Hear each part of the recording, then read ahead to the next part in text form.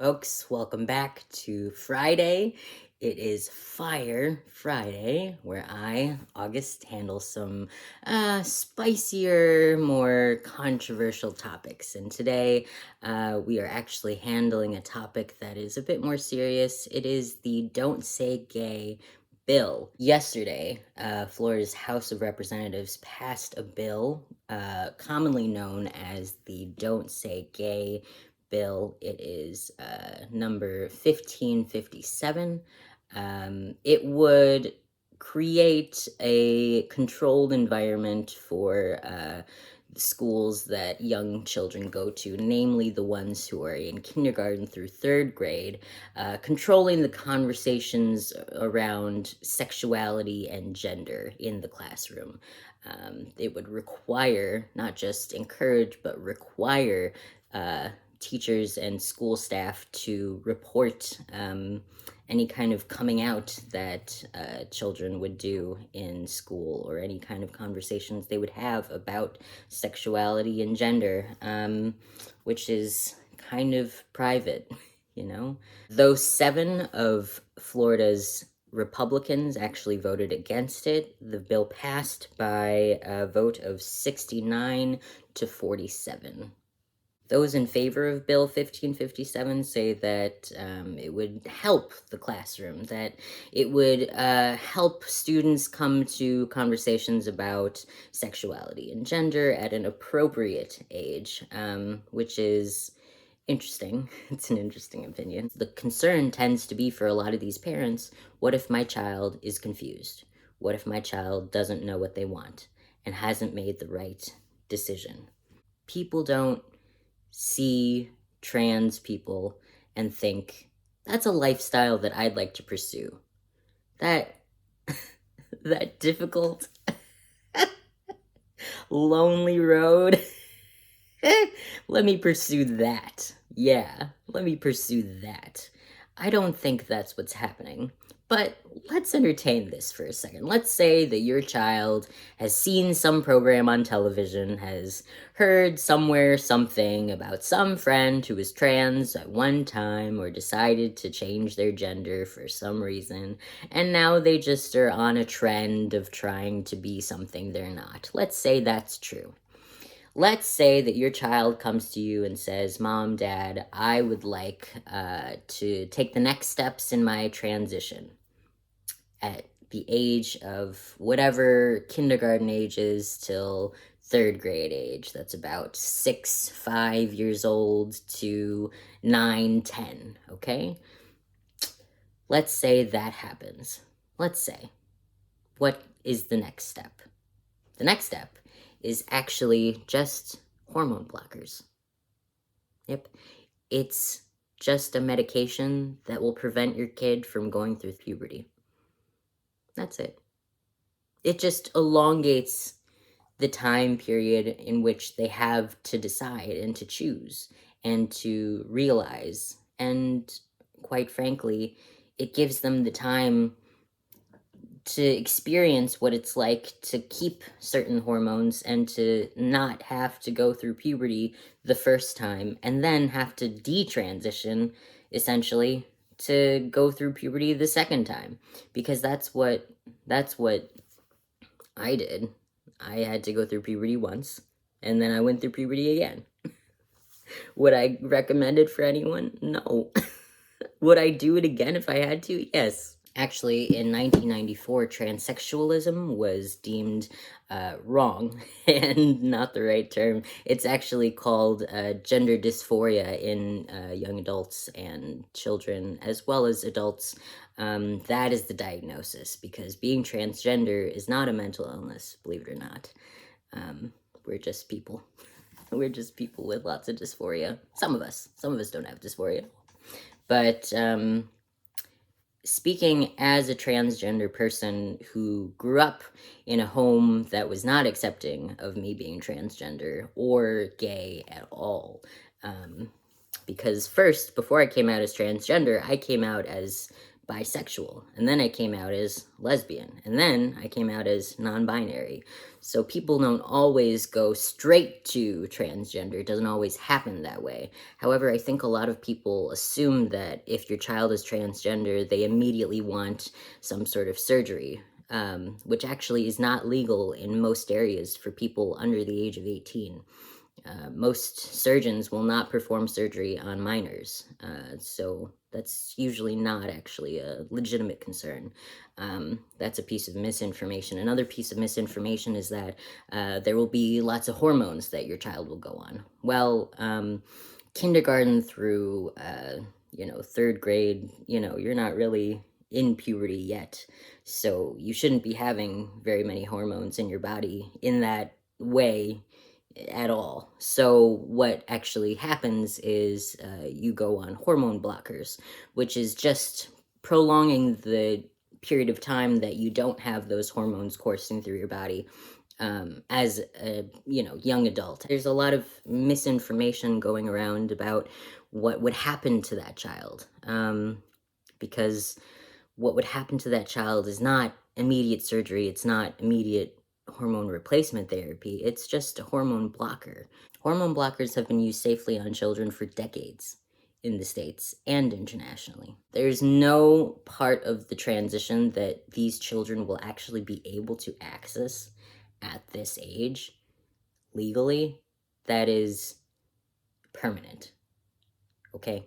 So any kind of hormone blocker that a child may go on from kindergarten age to third grade, which they may not be old enough to be on anyway, is not going to be a permanent changer for them. It's not going to permanently change their lives. It's just going to alter how the hormones react in their body for now, until they're old enough to really decide. However, that leads us to the next concept of criminalizing gender-affirming healthcare. Criminalizing gender-affirming healthcare is losing us lives. We are losing young people's lives to depression, anxiety, gender dysphoria. People are committing suicide because they feel unseen, unheard, unhelpable. They feel like untouchables. They feel confused.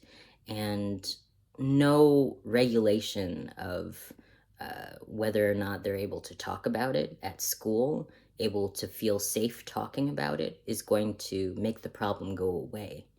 In fact, this may exacerbate and heighten the issue, heighten the feelings of isolation, depression, anxiety, stress, dysphoria that often cause children to commit suicide.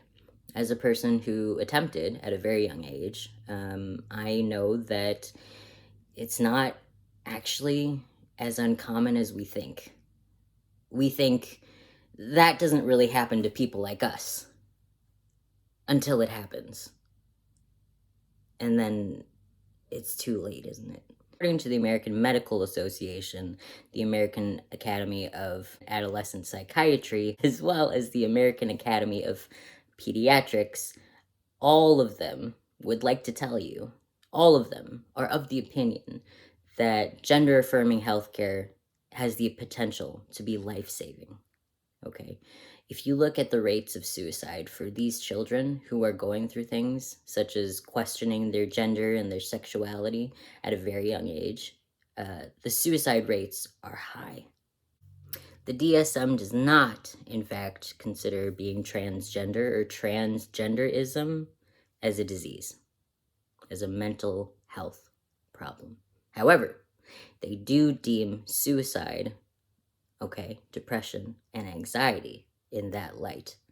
So when you think about it, there's a much larger risk of your child committing suicide and having depression and anxiety than there is them having serious issues because of their transgenderism. There is a 41% rate of suicide among transgender youth. That's a big number, okay? That's, that number does include a lot of the people that I know who are transgender adults today, including myself. My first suicide attempt was at age 9, and I remember it perfectly, like it was yesterday. I was very serious about it then. I was very serious about it at age 9, just as serious as I was when I was age 21. But here's the thing: you as a parent can help prevent that by listening to your children, by hearing them, by trying to understand, by doing research and looking at what the medical doctors say, looking at what the doctors say, looking at what the psychologists say, not just the church, not just the news, not just politicians.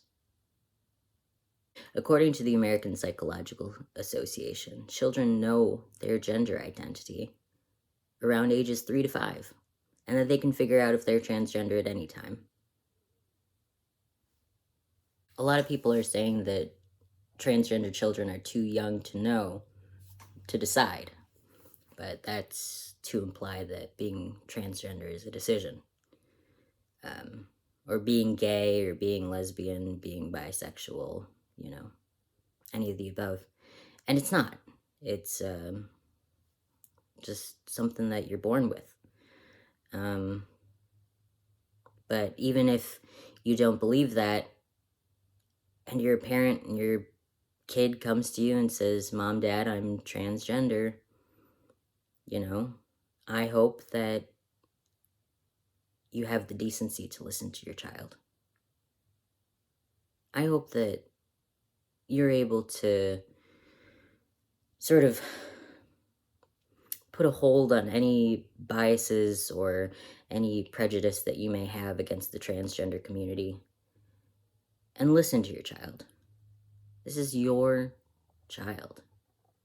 This is your child who is looking for validation, is looking for love and acceptance. There are so many situations in which children are abused and not taken seriously, invalidated, but also neglected and often abandoned. There are so many people that I know who have been kicked out of their homes for coming out to their parents. That's a very real issue. And it starts as young as this.